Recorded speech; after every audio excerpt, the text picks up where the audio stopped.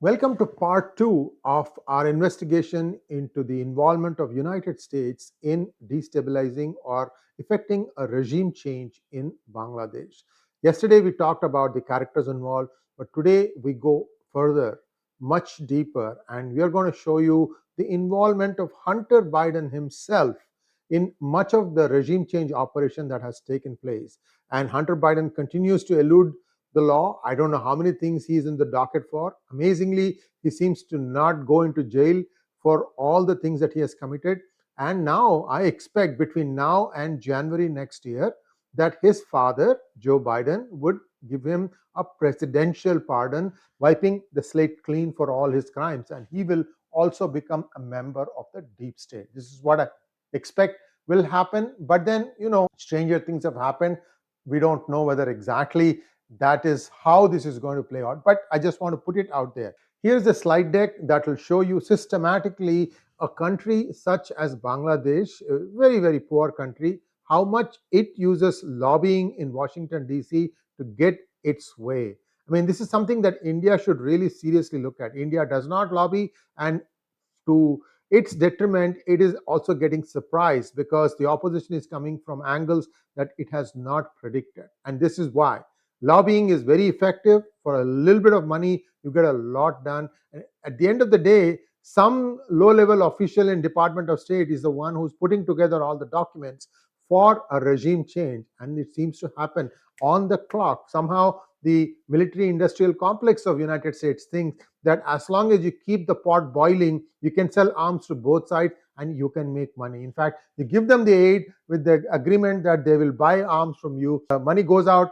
money comes back into United States, and arms get sold and people start killing each other. This is just moral of the story, but take a look at how effectively BNP and Jamaate elements, all of them have used the United States to lobby their case. Hunter Biden's link to Bangladesh Islamists. Before we go into his role with Bangladesh, let's take a quick look at what he did in Europe. First off, according to a post in In-Depth News, Hunter Biden allegedly met with a State Department official on behalf of 𝗤𝗽𝗍𝗄𝘗 𝗤𝗼𝗍𝗄, a Romanian real estate tycoon accused of corruption in exchange for over US $1 million during the vice presidency of Joe Biden.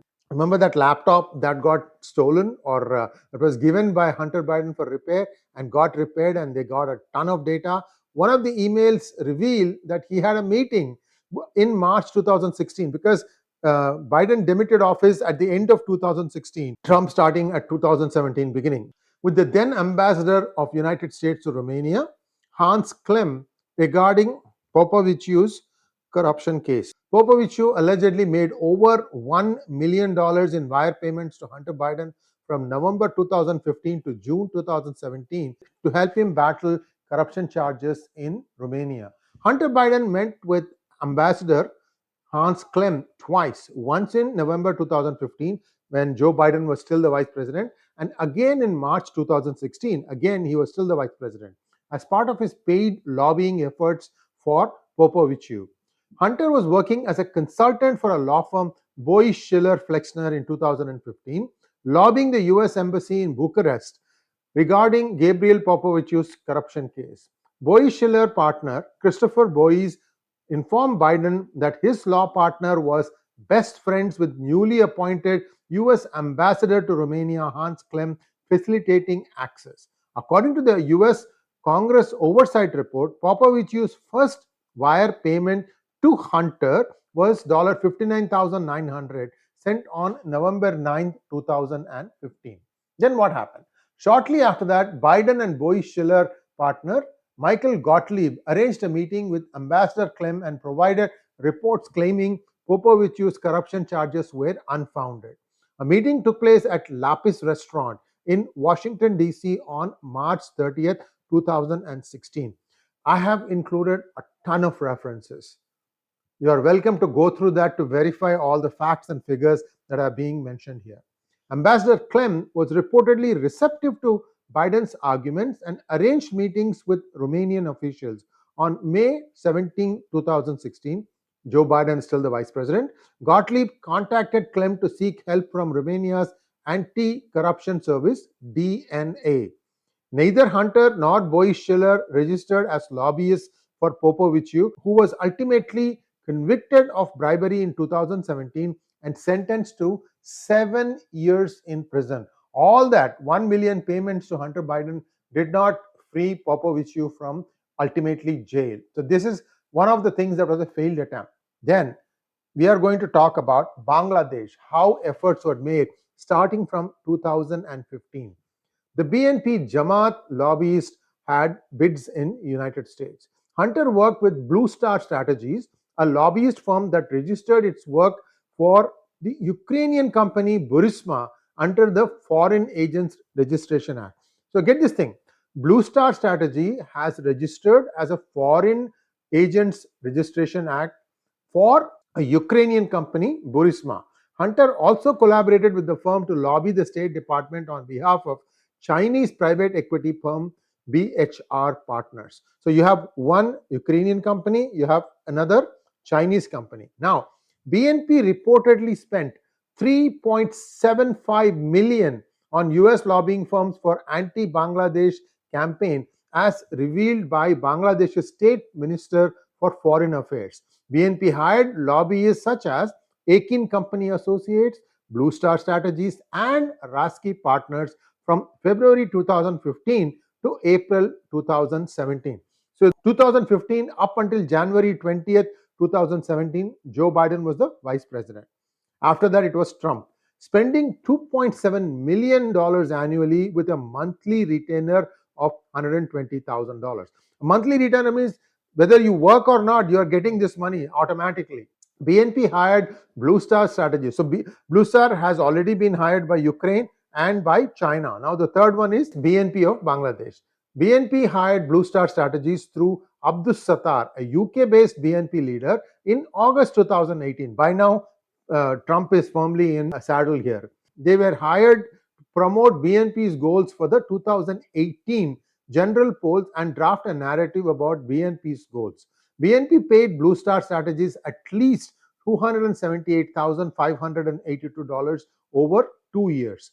The last payment was made from a Singapore bank account linked to BNP's acting chairman Tariq Rahman and his business partner.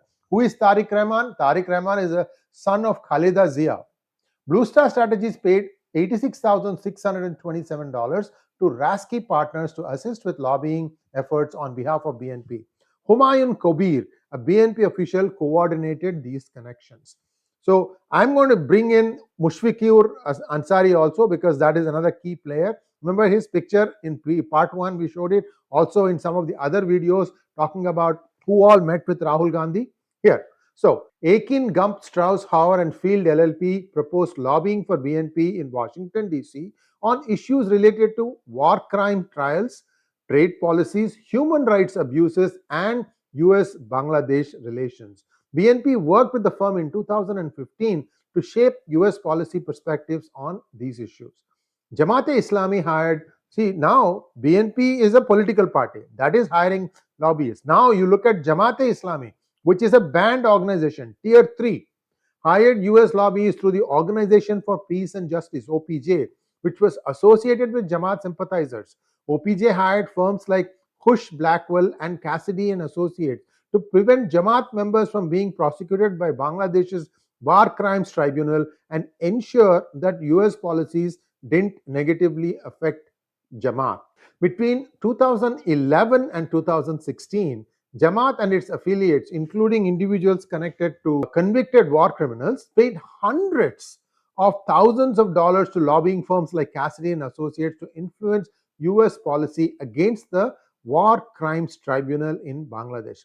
The 1971 was a Hindu genocide, also genocide of many liberals who lived in Bangladesh at that time.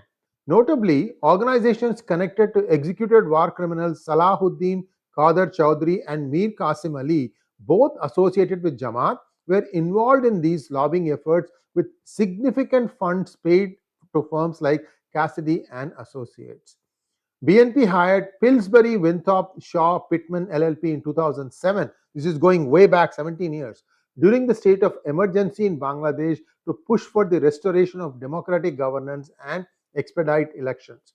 After numerous attempts, BNP has reportedly reached a lobbying agreement with Hunter Biden through William B. 𝗏𝗏, a retired diplomat and a prominent Democratic figure. 𝗏𝗏 runs an organization called Right to Freedom with 𝗔𝙗𝗍𝗏 𝗓𝗏. Enter this dubious journalist who has anti-India and anti-Hindu affiliations and links to jihadist groups and also to Pakistani spy agency ISI. You see how this whole thing is coming together? Why is ISI, which itself is cash trap, interested in fomenting trouble in Bangladesh? Who's paying ISI? Good question. Hunter's connection with BNP. 𝗓𝙗𝙤, a former assistant press secretary to ex-Prime Minister Khaleda Zia, has been working alongside William 𝗏𝗏 to push the UN and US policymakers to take action against the Awami League government. They have sought to impose sanctions under the Global Magnitsky Act against Bangladeshi political and military officials. 𝗓𝙗𝙤 has leveraged his role as a White House UN correspondent for an unregistered website called Just News to lobby against Bangladesh's ruling Awami League. He is often seen socializing with key policymakers in Washington, D.C. and at the UN, along with 𝗏𝗏. His materials are regularly published by a vernacular tabloid in Dhaka. Now, you also know this guy comes to White House press briefings and he'll be asking questions about India. I mean, you want to ask questions, ask about Bangladesh. No, he will ask questions anti-India, anti-Hindu, and so on and so forth. Hunter's connection with BNP. On October 27, 2020, 10 US senators, prompted by 𝗏𝗏 and 𝗓𝙗𝙤, sent a letter to the then Secretary of State Mike Pompeo and Secretary of Treasury Stephen Mnuchin asking for sanctions against officials from the Bangladesh's Rapid Action Battalion.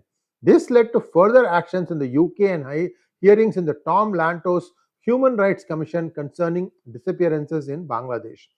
BNP's agreement with Hunter reportedly include three key objectives: preventing the Awami League from holding the next general election without BNP participation, pressuring PM Hasina to allow direct US supervision of the election, and halting imports from Bangladesh if BNP is excluded from the elections.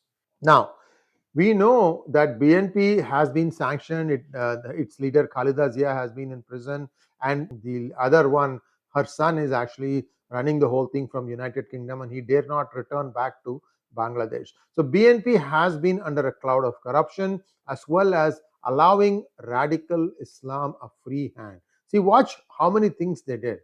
Now we have the Nobel laureate Muhammad Yunus, who has been collaborating with 𝗏𝗏 and 𝗓𝙗𝙤 to influence US policies regarding Bangladesh. This is before he became this advisor. Former US Secretary of State Hillary Clinton is also believed to be lobbying key figures in the Biden administration, including Secretary of State Anthony Blinken at Yunus's request. BNP has hired a New York-based PR firm to run full-page ads in major US newspapers like the New York Times, the Washington Post, and the Wall Street Journal for 5 consecutive days. You see the amount of money a Chunmun party, which is not even in power in Bangladesh, is spending to try and bring down Awami League. Just imagine how many people's minds have been influenced by reading all these articles in all these, respectable organizations. And as soon as the schedule was announced, BNP said that we are not going to contest the elections because the plan all along was to have nobody other than Hasina's Awami League to contest in elections, and then once the election finished, to show that this was a rigged election. Unfortunately for US and for the BNP, a couple of regional parties also contested in the election. Though Hasina ended up winning by a large margin, it could not be proved that it was a rigged election. I mean, if you don't even show up for competing in elections, how can you say that the elections were rigged? BNP was also looking to hire journalists and columnists in major US publications to spread its propaganda against the Awami League-led front. This effort was part of a larger media campaign to influence public opinion and policymakers in the US. Tariq Rahman, BNP's fugitive leader, ran a similar propaganda campaign in United Kingdom. He is the son of Khaleda Zia. BNP was building a significant fund to finance these efforts. Wealthy leaders of BNP, Jamaat, and the families of convicted or executed war criminals are contributing to this fund. So massive propaganda plan by BNP to kind of influence lawmakers in the United States to effect a regime change. It's not something that happened overnight. And if India had effective lobbyists in DC, they would have known that this was happening all along. The overall aim was to gather international support to obstruct the general election in Bangladesh and pressure the Awami League government. Islamists, jihadists plan to turn Bangladesh into a neo-Taliban state. Bangladesh, the world's third largest Muslim country, was facing a crucial political changes ahead of its coming poll in January 7, 2024. I'm going back a little bit in time. Concerns are rising about the potential rise of radical Islamist jihadist groups, which could push the country towards an extremist Islamist regime similar to the Taliban. So it did not happen at the ballot box, but then in August, they effectively did the same thing. Now, what is feared is that groups like BNP, Jamaat-e-Islami, and Hifazat-e-Islam, HEI, who have anti-Semitic, anti-Israel, anti-West ideologies could destabilize the country. An Islamist takeover could potentially turn Bangladesh into a neo-Taliban state, affecting regional stability. Viewers should keep in mind that BNP has been labeled as a Tier 3 terrorist organization by several US courts. Its ideological partners, JEI and HEI, are known for their hardline Islamist stance, further raising concerns about their influence on the country's future. If all this is happening, how come Donald Lu and the other ones like Blinken are just keeping quiet at the atrocities being committed by JEI on Hindus and also by BNP, I hear? The Biden administration's perceived sympathy for Islamist forces in Bangladesh is dangerous. Critics compare the situation to the US withdrawal from Afghanistan, where Islamist extremists filled the power vacuum, leaving pro US forces vulnerable. Now, same exact thing is playing out in Bangladesh. See, the BNP party, they themselves don't like America, as you see here. Islamist groups in Bangladesh have long expressed anti US, anti Semitic, and anti Western rhetoric, including burning American flags and chanting slogans such as "Death to America" and "We shall become Taliban, Bangla will become Afghan." There is a concern that Biden administration support for these groups may have severe consequences, possibly destabilizing Bangladesh and allowing the rise of Islamist extremism. Now, let's go back in time. During the 2001 to 6 rule of BNP and JEI coalition, American flags were burned in Bangladesh during protests. These actions reflected strong anti-US sentiment, often driven by political developments and international events. Sometimes I feel like the United States never learns. This was 20 years ago, not like 100 years ago. The Biden administration's diplomatic approach has raised concerns, jeopardizing the historically strong 51-year relationship between the United States and Bangladesh, which began after Bangladesh's independence in 1971. The two nations have had a history of cooperation and development partnership. What is the goal here? Why did they want to effect regime change? Is it all just to be able to get a foothold in St. Martin's Island so that they can keep track of China, or is it to arrest the rise of India? How can they do that? Well, this is just the first step. Many people are saying that a Christian nation is being planned, being carved out of parts of Myanmar, Bangladesh, and India, and you can see the riots in Manipur slowly taking on a Christian versus non-Christian angle, whereas the real problem was drugs. Now this is taking a different angle. Also, quietly, all churches in India are being told, look, what is happening is like all the ethnic Hindus of Manipur are attacking Kuki who are Christians. That's not true. This has been proven many times over, especially in websites like neutral websites like PGurus. We have shown you the data. But this image, this paraphrasing, this perception is being created. And if somebody wants to lie and everybody follows that lie for a fee, I mean, that's all I can say is people are prostituting their souls. The Biden administration has displayed hostility towards Bangladesh's ruling Awami League, a secularist government. This is where this whole thing comes and stands for me. Why unnecessarily disturb this government, and even if something was wrong, try to make a popular uprising from the ground up to try and show the reasons and where these things have gone wrong. After all, if you look at how Bangladesh fared under Khaleda Zia administration versus Sheikh Hasina, both may be corrupt, both may have some side issues, both may have some other things going on the side. But overall, the country has prospered under the Awami League, Sheikh Hasina led dispensation. Then why break it down? Because what is now happening is that little industry that was thriving in Bangladesh, that is under risk now. It might even get shut down. So once the garment industry goes, whatever little prosperity that Bangladesh enjoyed, that's going to collapse, and people are going to be on the streets fighting amongst each other for basic things like food. This is what seems to be happening. So I hope it won't lead to that. The coalition government's then foreign minister, Morshed Khan, labeled Israel's actions as state terrorism and accused the US of supporting it. This is always a standard tactic. The BNP and Jamaat-e-Islami consider Israel and Jews as their enemies and view Lebanese as well. See, you have heard this strike before in other countries too.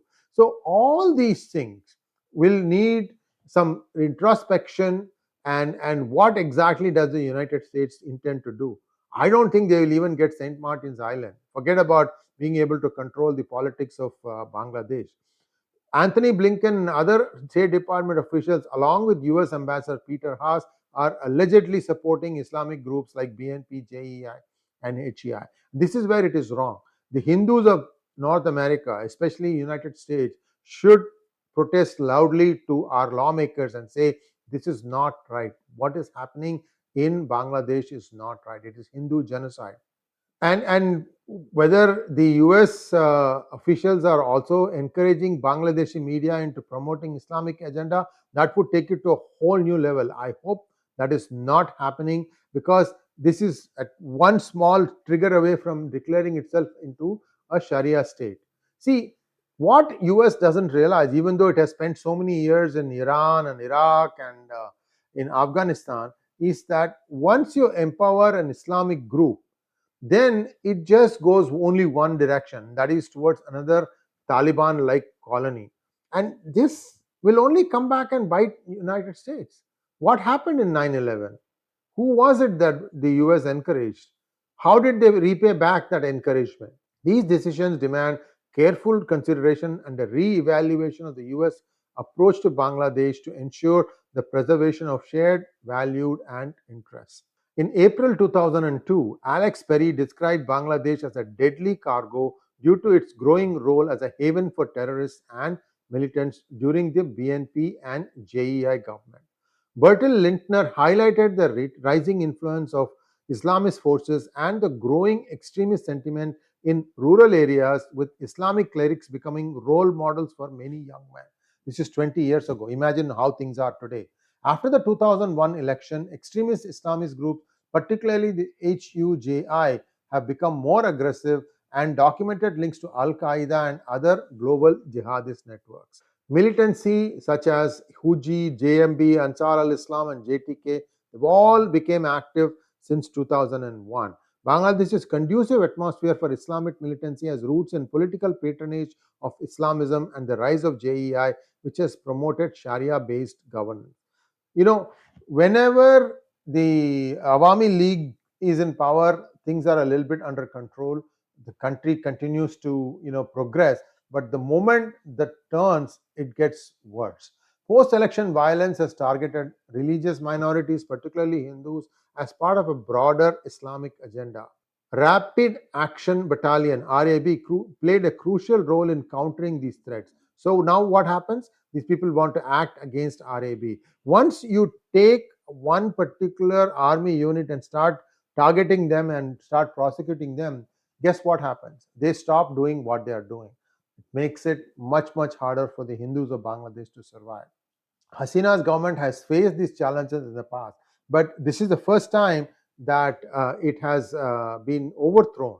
And a couple of American citizens were murdered in Bangladesh, Avijit Roy and Rafida Bonya Ahmed, and this happened in 2015. I mean, is this how America treats its own citizens?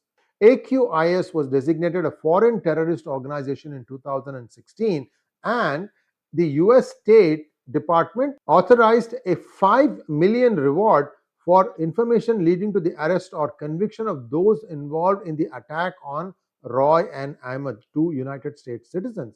The Holy Artisan Bakery attack in 2016, perpetrated by the ISIS affiliated militants, further highlighted the militant threat in Bangladesh. You also know that some of the people caught in this said that Zakir Naik was their mentor. By the time Zakir Naik was already hiding somewhere, now of course he is in Malaysia. Anytime the BNP came to power, they allowed all these people a free hand, and that's what is happening now. You can see some terrorists also being released from the jails of Bangladesh, and now they are being let loose. Blinken, other State Department officials appear to support Islamist factions in Bangladesh, including the BNP and Jamaat, raising concerns about diplomatic protocol and potential consequences for US Bangladesh relations. Peter Haas is reportedly socializing with anti US figures, which could lead to significant diplomatic fallout and even potential expulsion of US embassy from Bangladesh. Remember that these people don't like America. They don't like America, they don't like Americans, and you will see that one splinter group will go off and abduct an American person, just like what happened in 2015. Is that what the US wants? What was the reason for this destabilization? After all, Sheikh Hasina had been snubbed by China. Why couldn't the United States have sweet talked Sheikh Hasina, saying, okay, you need this, we will provide you that, provided you give us this on a lease instead of outright purchase? These are just thoughts I'm asking. I'm not saying that this is right or wrong. Of course, India would have complained. And today, what we are hearing is that China has a couple of ships very close to the St. Martin's Island, and US can't just like that walk into St. Martin's Island. The Biden administration support for BNP, a group designated as a Tier 3 terrorist organization, raises concerns about fostering a sanctuary for extremist ideologies in Bangladesh. Now we come to Hunter Biden's role in Bangladesh unrest. Hunter's associated lobbying firm, Blue Star Strategies, was hired by the BNP in 2018-19 to promote the party's narrative of free and fair elections in Bangladesh. Elections took place now, right? This is the previous cycle. Hunter's role in convincing Burisma to retain Blue Star services had raised conflict of interest concerns, particularly with ongoing scrutiny by the US Justice Department and congressional members. Abdus Sattar, a British individual, paid over $278,000 to Blue Star for a public awareness campaign on behalf of BNP aimed at US and European officials and media. The involvement of Blue Star linked to Hunter is seen as evidence of potential Biden family stakes in influencing US policy towards Bangladesh. There is no substantial mainstream confirmation regarding Hunter's direct involvement in Bangladesh's political scene, with most controversies surrounding his work with foreign corporations. Blue Star Strategies and Hunter have not responded to requests for clarification on their involvement with BNP. Now, it is alleged that former US Deputy Ambassador John Danilovic had pressured the Hasina-led government into dropping a corruption probe against Dr. Muhammad Yunus, with threats made to Sheikh Hasina's son Sajib Wajid. In one of the interviews, Wajid had in fact said this thing. He works out of, I think, Virginia, if I remember correctly. But again, see, these people also will have a side business and side accounts and wherever. This is not something that's going to be clean. No party is clean. No one is clean here. Unfortunately, what is going to happen is the lives of innocent Hindus in Bangladesh get placed at risk. This is the takeaway here. What did the poor, innocent Bangladeshi Hindus do? You can change regimes, you can pull somebody, you can put somebody. Why was this not told by the United States that you will not touch any of your minorities? Because there are some Christians also. They are also stuck there. So how do you explain it to your own constituencies as to why you did this? Only questions, no answers. Thanks for watching. Please like, share, and subscribe to our channel. Don't forget to click on the bell button for notifications. Namaskar.